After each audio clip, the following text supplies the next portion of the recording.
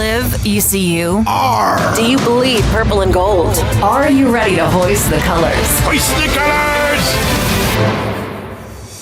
It's time for the most in-depth look into the world of ECU athletics. Welcome to Hoist the Colors with your host, Stephen Igo on 94.3 The Game. Watch the show live on Facebook and at 943thegame.com. Here's Stephen Igo. Happy opening day. Major League Baseball is here in full swing. Of course, it was opening night last night on Netflix. Don't know how many people tuned in. It was interesting. Yankees get a big win over the Giants. We'll talk a lot of MLB today, specifically from an East Carolina angle. There are a lot of Pirate alumni set to make their debuts today. Also, some who will be up as the season goes on. We'll get into that. We're going to run through every Pirate player we expect to play in the majors this year, kind of discuss their expectations, their projections, their roles for their respective teams. So looking forward to that. Over the course of the next hour, you want to weigh in the chat, do that on YouTube, Facebook, or X. You miss any of the show, Spotify, Apple Podcasts, always archived there along with our live stream channels too. Philip Pilkington is with us. Happy opening day. Philip, your Boston Red Sox are in action at 4 o'clock. Against the Cincinnati Reds. You're decked out. Unfortunately for me, and good for you, you only have to wait till mid-afternoon. I've got to wait till 10:10 Eastern time at least to see the Mariners play a real baseball game. But it's here, and I'm excited. Yeah, it is. I'm pumped up. Always happy on opening day. Woke up to a lot of Merry Christmas texts this morning from various friends that are Red Sox fans, and then on top of it, I do hate for you that you got to wait around so long. But you and I both have a lot of friends who are Atlanta Braves fans, and they have to wait till 7:15 tomorrow afternoon to see their beloved Braves play. So at least you've got a 21-hour head start on them. That is true. It's tough to be on the real opening day and not see your team play. So that's pretty lame. So they do have to wait till tomorrow. Lane Smith is in the chat. He says, let's go Phillies. The Phillies aging core. Can they finally win a championship? They host Texas, so I'll be pulling for them this weekend as I am not a fan of the Rangers. And Lane Smith also saying ECU 0-3 this weekend. Cliff after the game. If a few reviews went our way, we would have won after UTSA put up 17. So he's being facetious with that comment. Early UTSA preview, we'll dive more into that tomorrow. They can really hit the ball. I was doing a preview this morning, 326 team batting average. Now, their pitching situation is a lot like ECU, so expect a lot of runs, and whoever can maximize opportunities on the base pass, not run into outs, not make errors defensively, will probably win. And so ECU's got to play some clean baseball, but we'll dive more into that tomorrow. By the way, I did want to ask you, Philip, before we get started, ECU baseball in the pros. What was your favorite part of the Will Wade era at NC State? This morning when I got the text he left after just 1 year, that's the funniest part to me. Like, what a slap in the face. I mean, I do kind of hate it for State fans, but this is going to be the worst season of my era. Well, guess what, buddy? It was also the best season. Like, what a dork. I can't believe he did that. His wife's happy. She's a Tar Heel grad, so she didn't like wearing the Wolf Puppy red anyways. So, that was rough. And to be honest, I do feel for some of my State buddies, but you had to know this, that you were getting into this when you signed Will Wade. Like, this is kind of who he is. His background shows this. So this should not come as a surprise.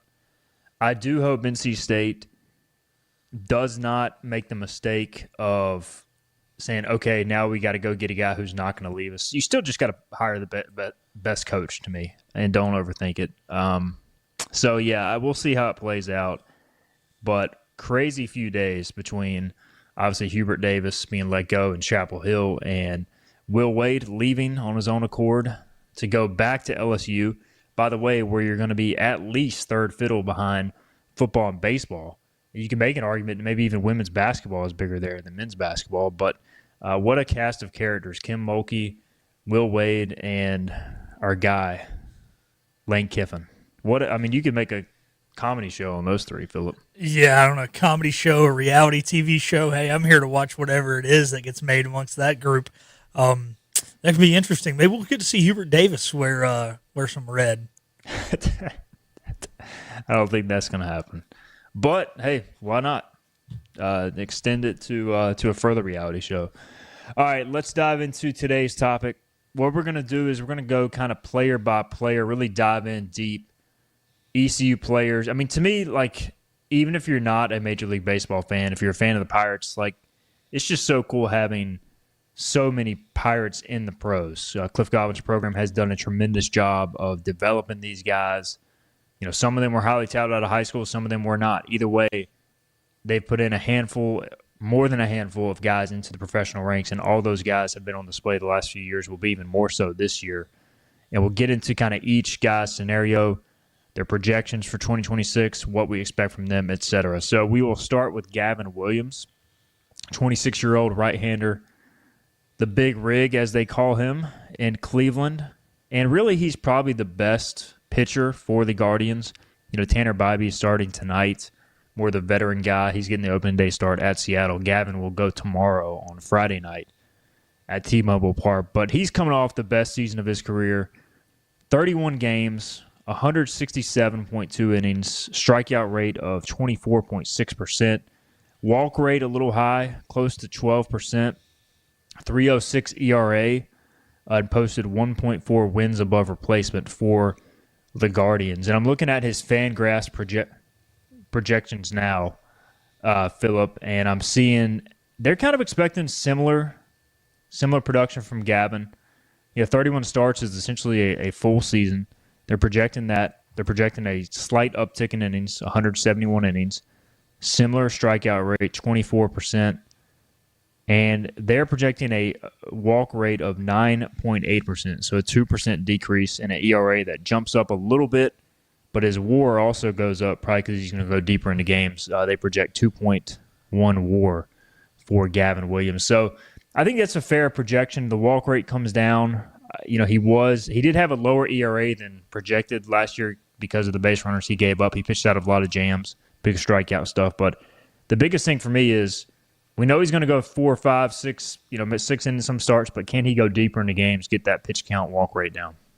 Yeah, I think so. That's going to be the key for him is going deeper into games, because if you are the top half of the rotation, that they expect quality starts, and they expect quality starts, outing in and outing out. Like, you can't go out there and be a top guy and have the run of a fourth or a fifth guy. So that's something that he's definitely going to have to work on. And like you said, maybe, pitching to contact is something he's got to do a little more. Now, obviously, if you're not a typical pitch to contact guy, you don't want to just 100% try and do it.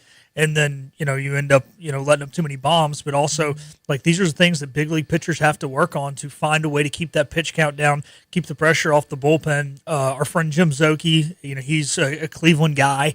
He has said that a lot of, him and his buddies have really talked a lot about Gavin Williams in the past couple of years.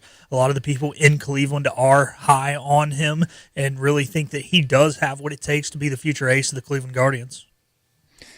Gavin Williams last year he maxed out velocity-wise at 101 miles per hour. I don't know if he's going to hit that again, but he can bring the gas, and obviously the curveball has been a big part of his game.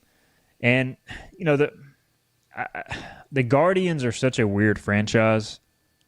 Like, obviously he's still he's in his pre-arbitration years. He's arbitration eligible starting in 27. He won't be a free agent until 2030.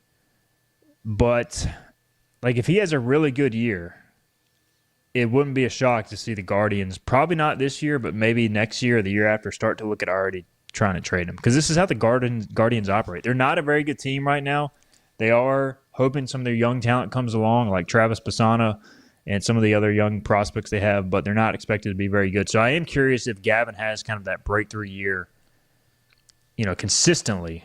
And he was better last year, obviously, but even a more dominant year. Do they look to move him next year? Obviously, we don't even know if there's going to be a next season, Philip, but, to me, he's right in his prime, 26 years, 8 months. He'll be 27 next year. The Guardians are a team that they look to capitalize on that window and not wait till it's too late to trade somebody, historically. Yeah, they do. Now, with that being said, Steven, I think you've hit the nail on the head that this is the issues that Cleveland has, but they can't do this prematurely because they were in the playoffs a year ago. And, although I think that the franchise is probably trending downwards right now, you've got to officially go down there and hit, hey, we're no longer a contender for the playoffs before you start moving guys. That's why I think it would be next year before Gavin gets moved, possibly next trade deadline or even the offseason following the 2027 season, presuming we have a 2027 season. I don't see this happening this year at the deadline again, just because this would be a team that would have been in the playoffs only 9 months before, and barring them out there, with 40 wins or something crazy like that at the trade deadline, which I think it's going to be more than that. You just don't want to move on too quick and press that rebuild button if it's not a necessity. Braxton Bodorf is in the chat. A member of Carolina Curveball, has been on the show in the past. He says Athens Drive High School beat Gavin Williams in high school. Obviously, Gavin pitched at Cape Fear. Shout out to Athens Drive alumni, Kaysen Romeli, Bobby Harward, and Braxton Bodorf. So, hey, look, if you beat a major leaguer in high school, you might as well flaunt it. I can't say we had that privilege. I'm sure we did at some point at DH Conley, but not when I was playing. So you might as well flaunt it. All right, our next Pirate is Zach Agnos, who really had a solid season. And speaking of teams in bad shape, the Colorado Rockies, who are projected to be better this year, Philip. I think I read a stat they could improve by as many as 19 wins, still have 100 losses, still have the most losses in the league, but be the most improved team, theoretically. So we'll see what the Rockies have in store in 2026. We do know Zach Agnos is on the opening day roster. Last year he pitched in 30 games, 31.1 innings, 14% strikeout rate. Walk rate was at 12%. Now, a lot of that, I think, was due to overusage. They tried to use Zach over multiple innings, and at times he was not 100% healthy, and I think that added up. So, posted a 6.61 ERA. Was projected to have a lower ERA based on some of the metrics, but that was what it ended up being. This year, Fangraphs projects Agnos appearing in 60 games, assuming a full season. They project a better strikeout rate at 18.8%, a lower walk rate at 9.2%, a 5.11 ERA. So Zach Agnos, we were talking about it too. He's a guy who the Rockies this spring have experimented with the opener, which some MLB teams have kind of gone away from in recent years. But if you're the Rockies and you don't really have that many good pitchers to begin with, why not try to mix it up a little bit? So we could see him close games. I think they have him projected for 4 saves. We could see him as an opener. And I think either role is something that Zach can thrive in because he's just built for, I think, just about any moment. Yeah, I think so. This is going to be really interesting to see how they piece this pitching staff together. You don't have German Marquez for the first time in almost a decade. Kyle Freeland's your best starter. Other than that, just not a great starting rotation there. A few years ago they had John Gray. They at least had some guys that had been part of, legit staffs. And this is going to be really interesting to see how this new manager and everybody wants to piece together not only the rotation but the bullpen. And with that, I think they're definitely open to figuring out, hey, we're not going to go in this thing with one closed-minded mindset. We're going to figure out what's going to work best for this team, whether that be going with that Rays mindset of an opener or going with a true starter. And I think that Zach is one of those guys they feel like they can use in a lot of different ways. He can be a high leverage guy to an extent. We saw him in a closer role last year, and we saw him, when we see him start games or open games this spring. So I definitely think that Zach's role may change. Heck, it may even change depending on where they are in their rotation. He may be an opener for some games and a closer for others, just depending on whose day it is to work the bulk of the innings. The other thing is I do think the ERA will go down. Like you said, they overused him a little bit. A lot of times it was coming off injuries, trying to get 2 innings out of him. I don't think they'll do that. I think his ERA will be much better. Projected 5.51. I think he can get a little closer to 5, maybe even down into the upper 4s. The tough thing is you are, pitching at Coors Field, and the ball gets off the bat there pretty well due to the high altitude. You almost have to take away a 1 at least from that ERA to make it fair because Coors Field is such a hitter's park. Diving into some of the numbers here from Zach on Fangraphs, last year he threw the cutter the majority of the time, 175 pitches. He threw the four-seamer 153 times. He threw the splitter 108 times and the slider 88 times. His splitter is that was, it's supposed to be his out pitch. Last year, teams really did damage against it, a 367 batting average. He also gave it 3 home runs versus the splitter, or when he threw the splitter, excuse me. So I am curious, to be that kind of back-end guy, I think he needs more consistent split usage and execution because, he was getting ahead of guys with the cutter and four-seamer, and he got some swings and misses on the cutter, but he needs that split to really put guys away. We saw it in college when he was kind of going good, and then I think that'll be the key to his success that I'm monitoring. If he wants to be a back-end guy to get more swing and miss, Philip, you need that out pitch. And the splitter is it, but you got to execute it. 100%. And, the other thing is you get less break on your breaking pitches in Coors Field. So there's less resistance in the air. The ball is kind of just able to float through the air, and it doesn't have as much of that zip to it. And that's where it can hurt a guy who has a multitude of breaking balls. You mentioned there he's got 5 different pitches. Sometimes if you want to be the closer for the Colorado Rockies, you need to be a Mariano Rivera type where you just have one really true put-away pitch that you're very, very good at that you can get that extra break with, as opposed to a guy who, has a high arsenal of pitches. So, maybe it's something he's worked on hopefully in the offseason and can maybe hone in on that splitter just a little bit more to be that true put-away pitch, because it really is tough to get break on your ball out there. And if anybody's ever played golf out there, yes, you hit the ball farther, but your draw and your fade have less movement on them.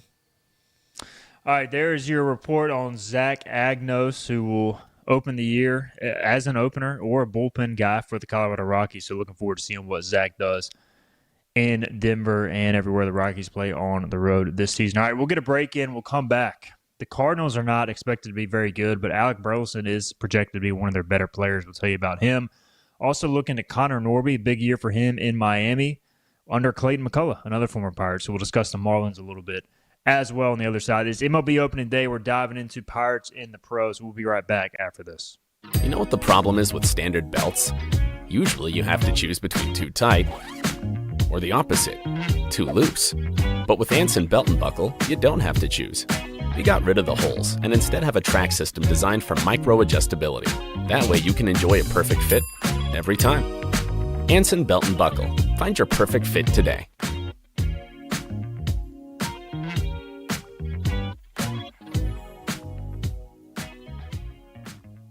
Healthwise Pharmacy rounds the bases with all of your infusion, retail, compounding, and medical equipment needs. Locally owned and operated by pharmacist Marcy Parker, Healthwise has grown to be your most trusted provider for infusion services. Currently providing in-home or on-site infusions in North Carolina, South Carolina, and Virginia. Visit Healthwise Pharmacy at 615B South Memorial Drive or call 252-295-0059 to speak to a patient service representative to find the option that best suits your needs. The best burgers around. Everyone loves a thick, juicy, and fresh burger. Tiebreakers does real burgers better than anybody. And don't forget about the cheese sticks, fresh salads, and more. So don't just go to any burger-themed restaurant chain. It's time to break the chain and eat local. Tiebreakers, burgers and sports at its best. Go Pirates! Arrgh! In this age of globalization, we've learned that bigger isn't always better. Ever tried to get phone help from a big corporation from a real person? Right. That's what's so nice about Phelps Chevrolet. After more than 50 years serving our community, Phelps remains family-owned and operated. Mike, Daryl, Wave, West, Alan, and Clay deliver hometown service and integrity, same as always. They share your experience, they share your values, and they are ready to help with any motoring need. Come get you one.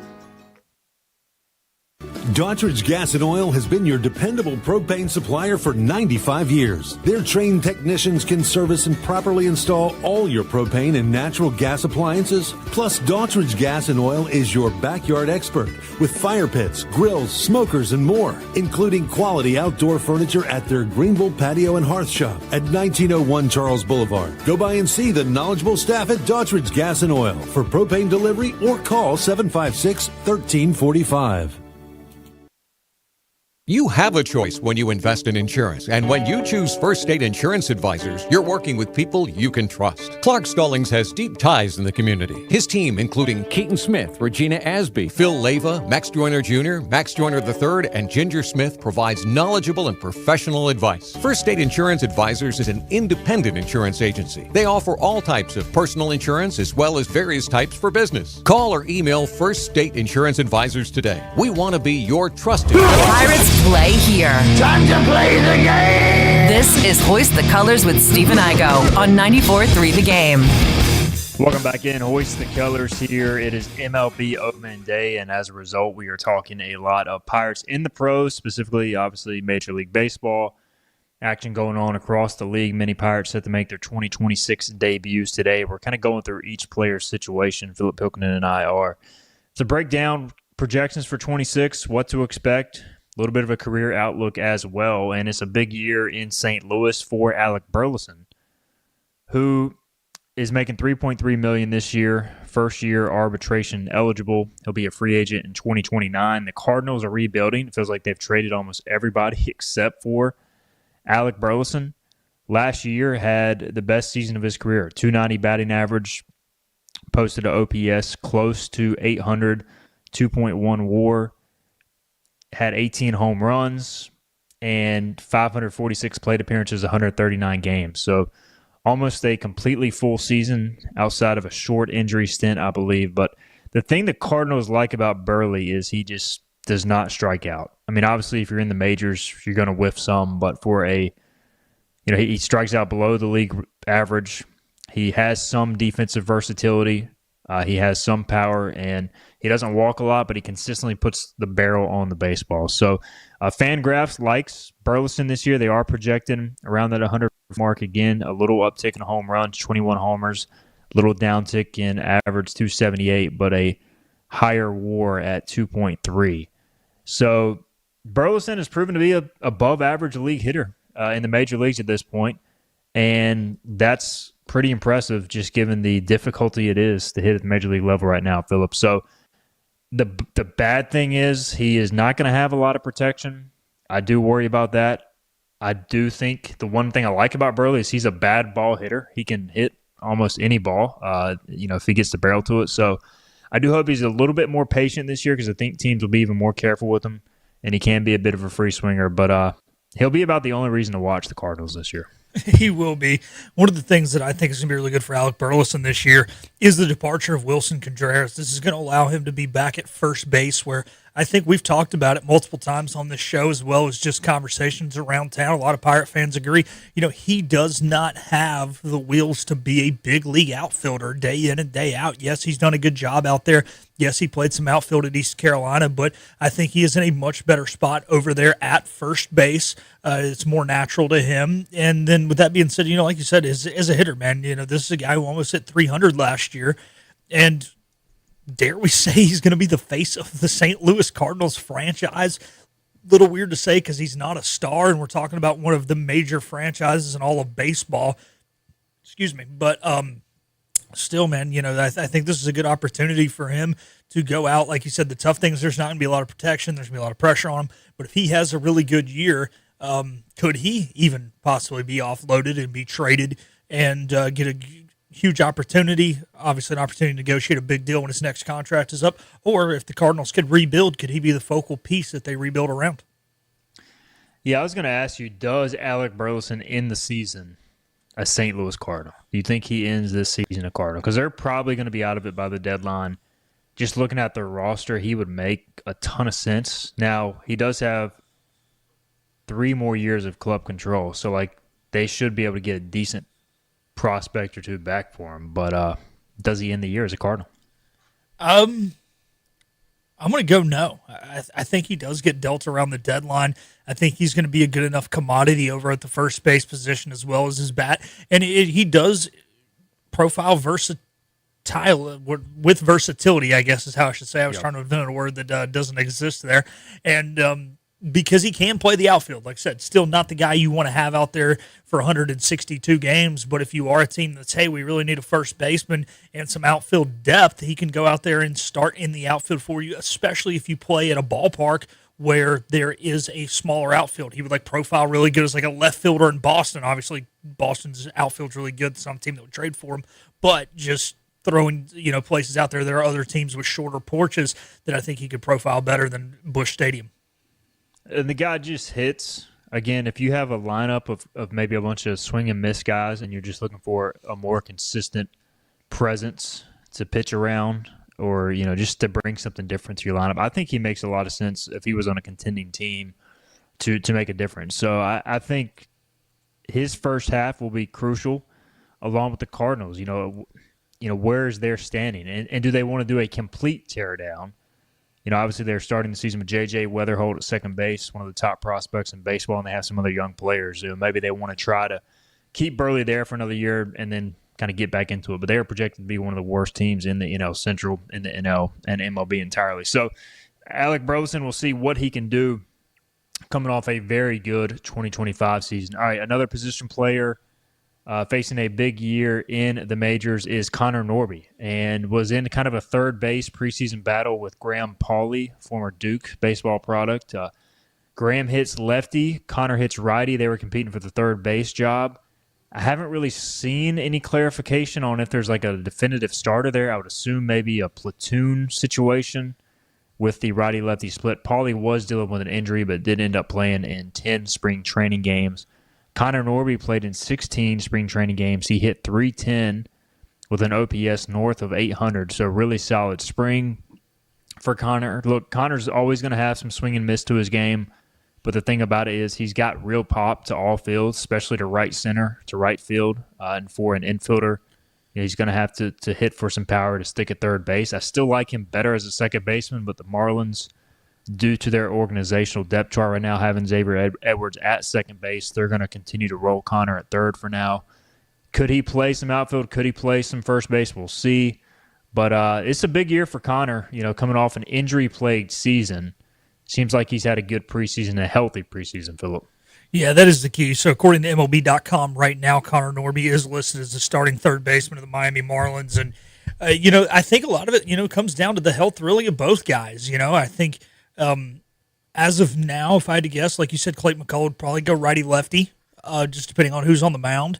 But with that being said, neither one of these guys who are both very talented baseball players has stepped up enough to take that starting role. And I think that starting role is up for grasp. And if you're out there and you go out and you bat, 290 and the other guy's batting 230, you stand a good chance to become the everyday third baseman. So I think the position is there for a grasp. But, like you said, Connor has dealt with some injuries, especially last year. And the tough thing, too, is, and this is part of it, just getting used to big league baseball, but it seemed like when he came back from those injuries, it took him a little longer than we expected to kind of get back to form. Now, still a young guy, still getting used to, again, the big leagues, still coming off some of his first career injuries. That's expected, but if he does miss some time, you hope that it's, a week most to be back into form, as opposed to, seemed like last year sometimes it took 2.5 weeks for him to really get back to himself. Did want to pass along, according to the Miami Herald, it says Norby could see some playing time in left field early in the season due to Kyle Stowers starting the season on the IL. So I think he'll be in the lineup somewhere to begin with, and it's a good sign. Look, spring training numbers, who really cares? But, he knows that he was kind of under the gun from a pressure standpoint of he's got to perform to get regular playing time, and I like that he responded positively. So just hoping he gets some consistent ABs, because I do feel like he's a guy who needs consistent playing time with his swing to capitalize. Last year hit 251 with 8 home runs and 337 plate appearances, posted a 0.5 WAR. This year, Fangraphs projects him as getting 115 games, only 88 last year.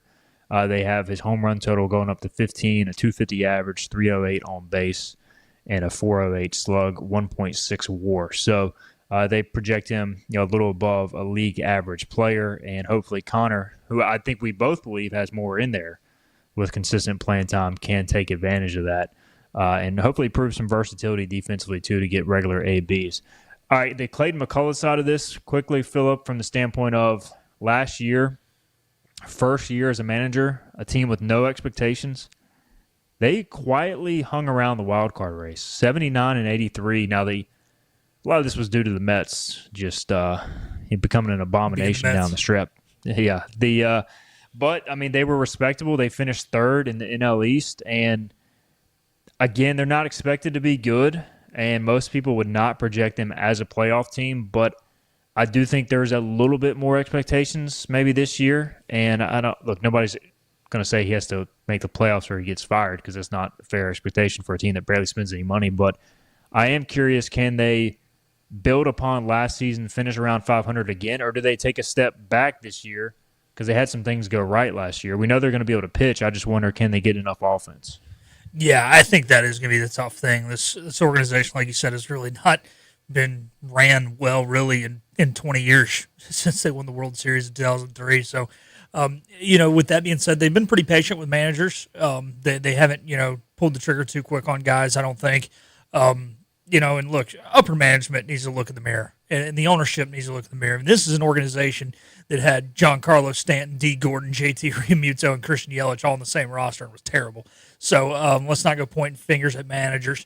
Look, I think they probably do take a little bit of a step back. Like you said, some things just really went their way last year. I think the NL East overall this year is going to be better. The Mets should be in the playoffs.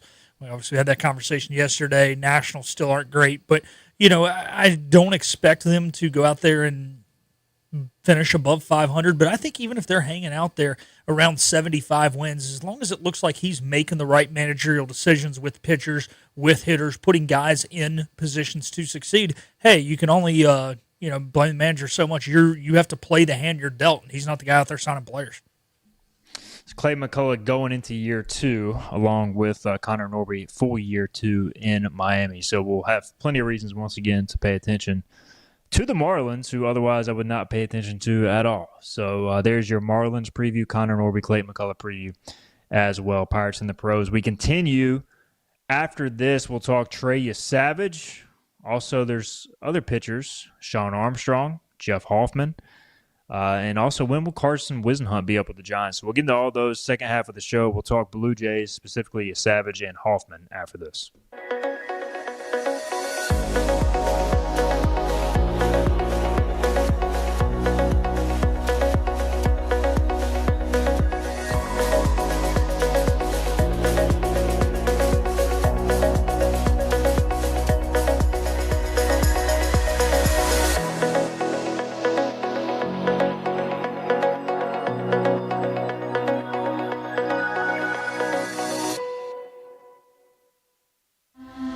This is about you, your family, and the health of all who live in Eastern North Carolina. This is about the transformation of a health system into something more powerful and more human, about creating new ways to treat disease and keep you well. This is about ECU Health, which is to say, it's really all about you. ECU Health. Minds, hearts, purpose. You have a choice when you invest in insurance, and when you choose First State Insurance Advisors, you're working with people you can trust. Clark Stallings has deep ties in the community. His team, including Keaton Smith, Regina Asby, Phil Leyva, Max Joyner Jr., Max Joyner III, and Ginger Smith, provides knowledgeable and professional advice. First State Insurance Advisors is an independent insurance agency. They offer all types of personal insurance as well as various types for business. Call or email First State Insurance Advisors today. We want to be your trusted choice agency. Acre Station Meat Farm, along with Lane Angus Beef, bring you Farm to Fork Beef.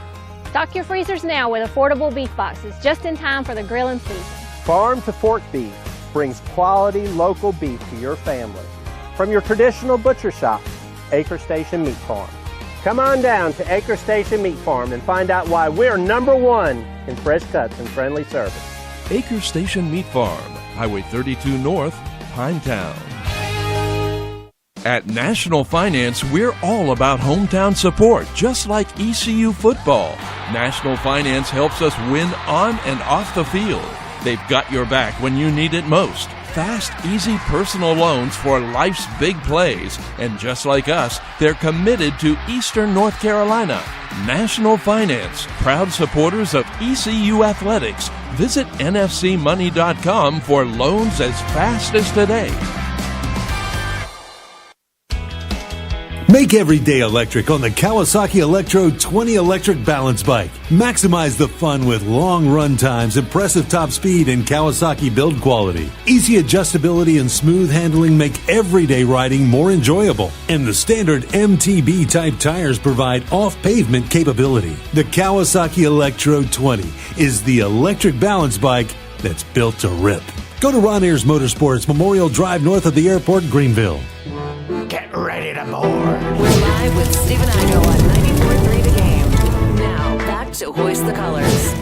All right, welcome back in. Segment 3 here, Hoist the Colors. On a Thursday, opening day for Major League Baseball. A lot of teams in action. A few teams will have to wait till Friday to start, but almost everybody in action and a lot of several former Pirates in that mix. We're kind of running through the list, what to expect from the group, projections, career outlook, etc. on this Thursday. Philip Pilkinen hanging out in the 94.3 The Game studios. We'll move on now to the Toronto Blue Jays, who all of Pirate Nation became a fan of last year during their World Series run. Unfortunately, coming up short to the LA Dodgers. But, man, Trey Savage, just what a phenomenal story. It's been told plenty of times. Pirate fans know it well, so no need to run through it. But what can he do for an encore? And quite honestly, probably expectations are going to be unfairly high. Maybe it helps a little bit. You never want to see anybody hurt, but he's starting the year on the IL, so maybe that will cause people to calm down expectations to a degree.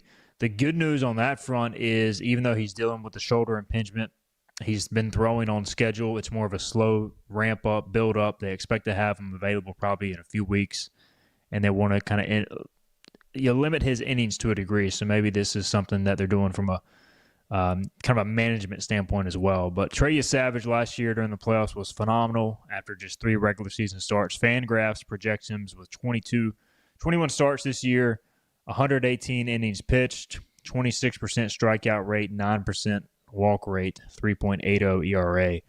And the thing I'm curious about, Philip, with Trey is last year he was basically just a 3-pitch guy, 4-seam, slider, splitter. Now the splitter, it was unhittable for the most part. I think he gave up a home run to Julio Rodriguez in the ALCS on it, but other than that, when it's locked in, he was incredible. And there's talk this spring about him re-adding the curveball, which he used at ECU early in his career. It was more of like a hard curve, and I think he's kind of lost it late in his career as he picked up the splitter. So he kind of wants to add that 4th pitch, but I almost wonder, does he just keep rolling with 3 pitches? Because the slider and the splitter are so dominant. Like, why even mess with it? But I guess it never hurts to add.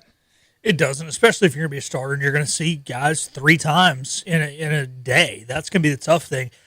I don't think this is something he needs to add right now. I think this year the whole part of Trey Savage needs to be, when the Toronto Blue Jays season comes to an end, is there any questions whether or not he belongs to big league starter? And as long as the answer is 100% no, there are no questions. It's just about how good he is going to be and not whether or not he has what it takes throughout an entire season. That's the only thing he needs to worry about. He is a rookie. He is not going to have the rookie season that Paul Skeens had. That was 1 in a billion. He just needs to prove he can be a number 3 to number 4 guy. Then, once you've proven that in your rookie year, hey, should I add something to my arsenal? Hey, how good can I really be? That is something they can worry about next offseason. I love the slow ramp-up. Do you have any idea how that start went yesterday? I know he pitched in a game yesterday. It was a spring training minor league game. I don't even know how to find the stats for this, to be honest. Yeah. I have not seen a report on how it went. I will look it up here shortly. It is curious, and this kind of goes back to unfair expectations, but like Trey Savage, you're right. He is a rookie. He's considered the favorite for the AL Rookie of the Year honors, and I do feel like it's kind of unfair because of what he did at the postseason last year. Like I don't even really consider him a rookie. I know obviously eligibility wise because he barely played in the regular season. He is, but like some of those moments he went through were just incredible for a guy who almost a year ago at that point had just finished pitching in college. So I'm looking up Trey Savage. I'm not seeing any minor league start numbers. Are you seeing anything? No, I was going to their beat writer. I don't even remember exactly where I heard this, that he was making the start yesterday. Somebody told me, somebody who keeps up with this did tell me that. I want to say it was like Kaysen or somebody. I see some reports that he was projected to throw yesterday, and I just haven't seen anything. Yeah. Looks like he is throwing. Max Scherzer versus Trey Savage in an inter-squad starting pitching matchup for the Dunedin Blue Jays. So there you go. Okay. No stats, though. Okay. Well, I mean, at least it looks like he threw. Yeah. So he threw, and there's your latest on that. So, yeah, Trey Savage should be back, and I agree with you. I mean, the main thing at this point, I think the Blue Jays will be careful with his injuries. We still have to remember this guy he's incredibly young. He's starting the year on the IL, so, like, you got to be careful with him. And he's 22. I mean, the dude is still 22. Best ball is ahead of him, I think. Obviously, he made quite an impression last year. So I just hope the Blue Jays are careful with him this year, and it seems like they are going to be. But big year, big expectations, I'm sure, for Trey Savage ahead. All right, back into the bullpen, Jeff Hoffman really did not have a great season in Toronto. 4.37 ERA last year, negative 0.4 WAR. Had some moments, closed out Seattle in the ALCS, made some big pitches in the playoffs, 68 innings during the regular season, 29% strikeout rate, which is very good, 9.4 walk rate, which is solid for a reliever. So, he has resurrected his career as a back-end reliever, 33 years old, year 2 of a 3-year contract with Toronto, and he'll probably be the projected closer, but Toronto's got some other back-end arms, and I think his stuff is better than what the numbers showed last year. I do wonder, how does he respond from blowing the World Series? I mean, you have to remember, he gave the game-tying home run, and it wasn't all on him.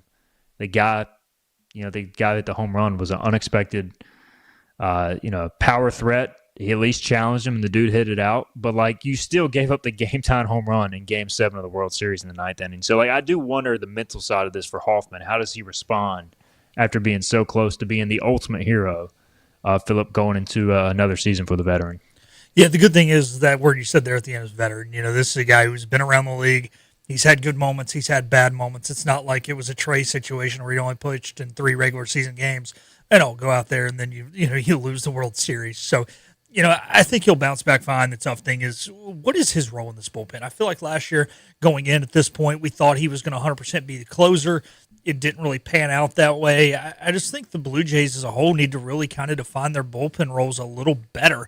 It seems like they were kind of all over the place throughout the season, which was, I guess it's frustrating if you're a Blue Jays fan. The thing is, if you're playing against them, you don't really know who you're getting in certain situations. Obviously, I watch them play at least 13 times a year with them playing Boston. So, I think if they can get a little more defined roles in the bullpen, he'll be fine. I'm not worried about too much of a hangover from the World Series, but, it is something to definitely keep in the back of your mind. They did sign Tyler Rogers, longtime Giants reliever and Mets reliever who has some closing experience, but is projected to be the setup guy, along with Yimi Garcia, who will start the season on the IL, and Louis Varland. So they project Hoffman as the closer, but again, if he's kind of inconsistent like he was last year, what direction do they go? So we'll have to see on that. All right. Lane Smith wants to know, have we heard anything about ECU pitching injuries? The current pitching injuries, we have not, Lane. I think that one reporter was going to ask Cliff Godwin about it. Yeah. After Tuesday's game, and we didn't get a chance to. So, I don't know. I mean, when Cliff is back Monday for our weekly interview, I'll ask him. Until then, we're kind of in the dark. Coach O, he's not going to San Antonio, is he? He's not, for the podcast? Okay. So, no. Well, you're asking if I should text Coach O. Yeah. Just see if he can ask him post-game, we can get some clarity, but maybe we can get Dylan to ask him pregame. I'll talk to Dylan. Yeah. Yeah, that's true. So that'll be our only opportunity. Otherwise, there's no real media availability for that. So I'd say, let's get our final break in. We still have Sean Armstrong, Carson Wisenhunt to do. We'll hit those guys. We'll also hit a few more topics to wrap up the show after this. Get ready to bring on the savings at Greenville Toyota with major deals on brand new Toyotas like a Camry, $229 a month, or RAV4, $279 a month. Now's your turn to save at Greenville Toyota.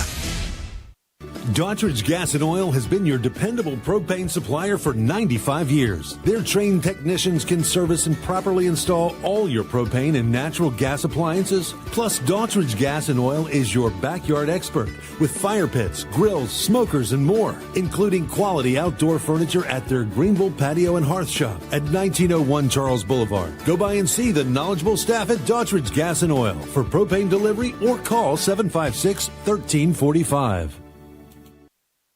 Other restaurants claim their food is fresh and fast, but are they friendly? At Moore's, you're treated like family the minute you walk into their doors. With locations in Winterville, New Bern, Swansboro, Morehead City, and Jacksonville. We've been practicing what we preach since 1945. At Moore's, our barbecue is slow cooked and smoked over real wood daily until it's so tender it's falling off the bone. Combined with our fresh chicken, cooked to order seafood, and homemade fixins, we're sure you'll agree. If it's not Moore's, it's less.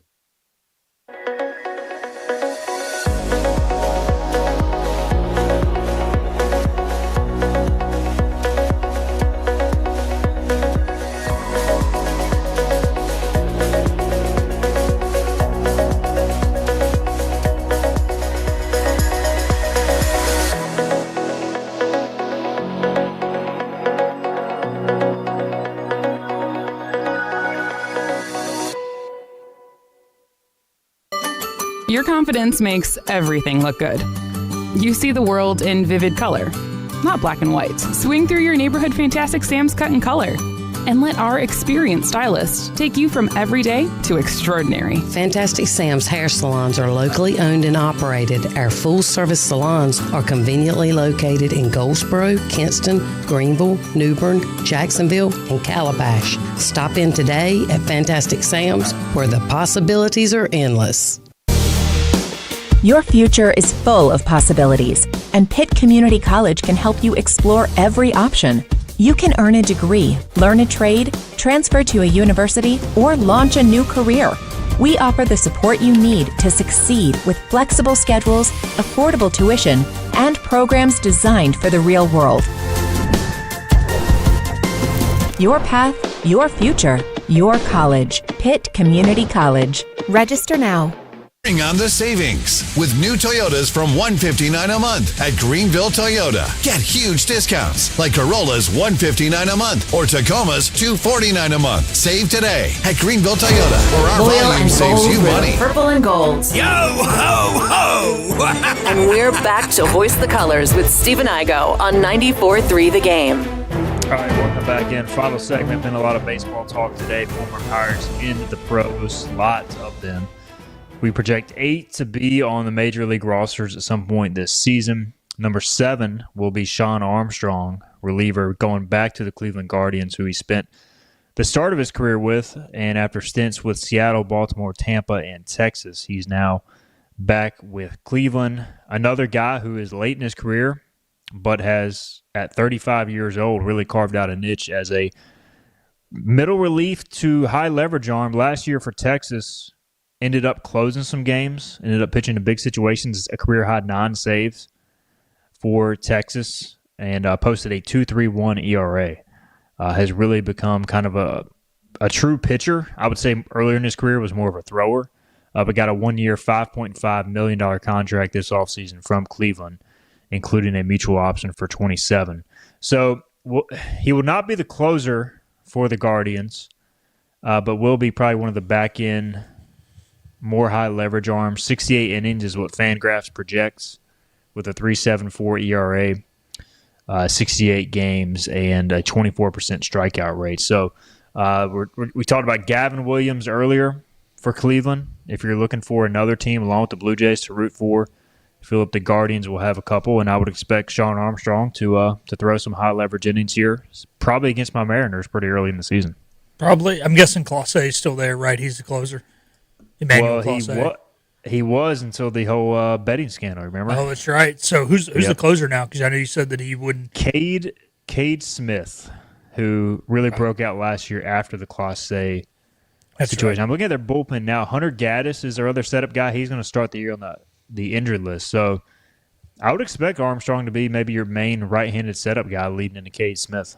Yeah, and it all comes down to how does the manager want to handle the main setup guy, right? Is he the eighth? Traditionally that's, hey, here's the eighth, go get me 3 outs, or is that, hey, we got guys on second and third with 1 out in the sixth. I need you to get out of this. I think you could see him in both those situations. Those are the type of situations you saw him both in last year. So it'll be interesting. And then if there is an injury there at the closer position, or it just doesn't work out, obviously he can slot in that. You don't give a guy $5.5 million as a reliever to have him do mop up duty in a game in which you're down 8 runs.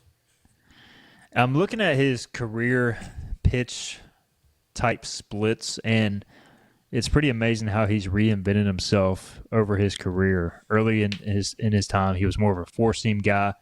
Then he went to throwing a bunch of cutters and sinkers. Now he's back to throwing more four-seamers along with the cutter. But it's a heavy mix between four-seam, cutter, slider, sinker. Basically a 4-pitch mix that you can't get a handle on as a back-end reliever. So he's done a really good job of just continuing to hone in. And having 4 legit pitches as a reliever is tough to prepare for if you're the opposing team. So from outing to outing, he can lean on different pitches. So look for Sean Armstrong to do big things for the Guardians. Out of the bullpen this season. All right, and our final Pirate in the Pro that we expect to play in MLB this year. We'll get to some of the other minor league guys in a minute. But Carson Wisenhunt, who did not start the season on the opening day roster, did pitch in 5 games last year, 23 innings as a starter, 5.01 ERA. Walk rate was too high, 12%. Strikeout rate was too low at 15%.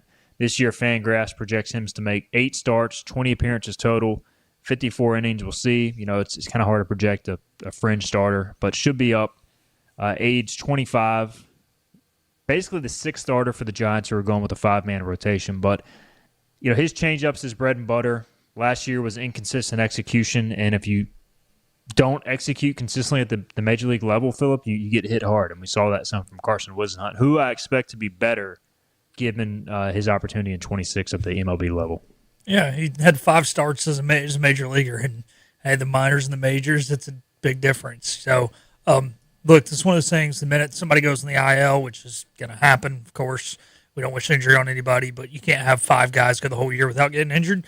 He's going to get pulled up from AAA Sacramento, I believe, and we'll get us some opportunities, and hopefully he can take advantage of those. I expect him to be better. I don't expect him to be great, but if he can just put himself in one of those positions where he can prove, hey, maybe I can at least be a team's 4th or 5th guy moving forward, hell, maybe the Rockies or somebody who historically can't get pictures will sign him.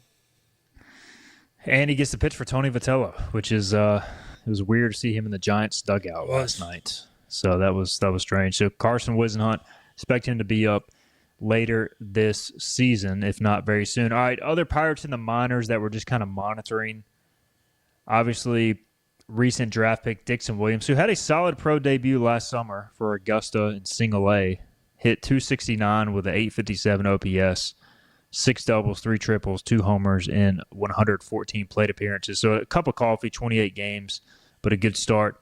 Jacob Jenkins-Cowart had an up-and-down year in 25 for the Marlins organization.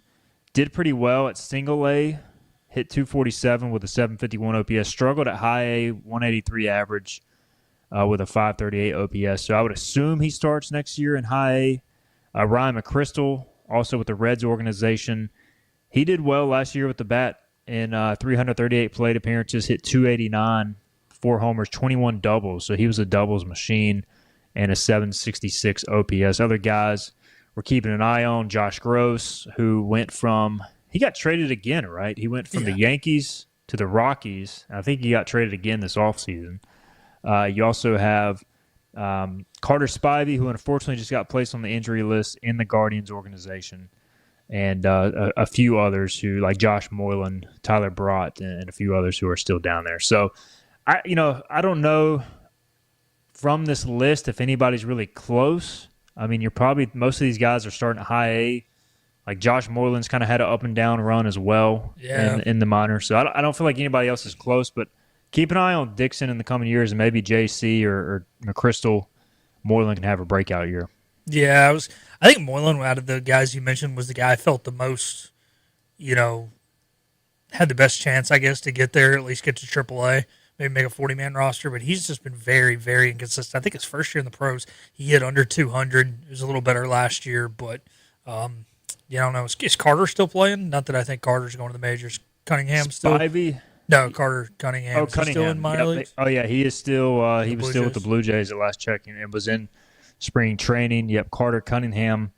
Last year got to high A where he hit 220 with a 761 OPS. Did hit 16 home runs, so he did show some pop for Vancouver at high A. I would assume he starts high A, double A this year. So, we'll see. Eric Ritchie also in the minors, I believe, as well. So there's a lot of guys hanging around. It's just this is kind of a big year for them to make a leap, especially those second, third year guys. Otherwise, you just kind of get passed up. Unfortunately, it's a tough life as a minor leaguer. All right, final question from the chat before we get out of here. Somebody asked, is the administration prepared to step up and keep NC State from poaching Mike Schwartz? Not even gonna answer I don't that. think that's a concern. What does NC State go direction? Are they going to hire Justin Gainey? Maybe not Mike Schwartz as a Rick Barnes disciple, but Justin Gainey as a Rick Barnes disciple. Yeah. I would do the South Florida thing. Hire a guy who can bring somebody with him. Hire a guy who's winning it at a lower level, but also a guy who's not winning at a level at a team who's the highest budget in their conference. Find a guy who's winning with doing more with less, because when you're NC State, you do not have the highest basketball budget in the conference. You only have the highest budget within 8 miles of your campus.